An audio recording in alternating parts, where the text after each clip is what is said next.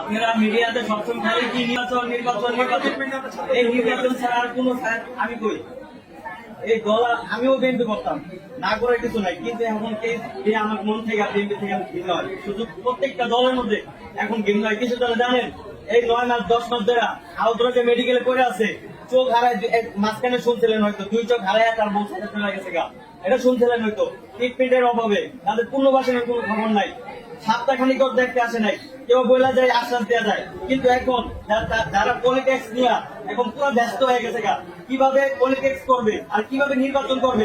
আবার যদি মহিলাও যায় তাও মনে কোনো দলে মনে হয় না যে দেখতে হবে কোনো জীবন। আজকে যে আসলেন যদি মহিলা যেত তখন কি আসতেন, তখনও ঠিকই আসতেন, কিন্তু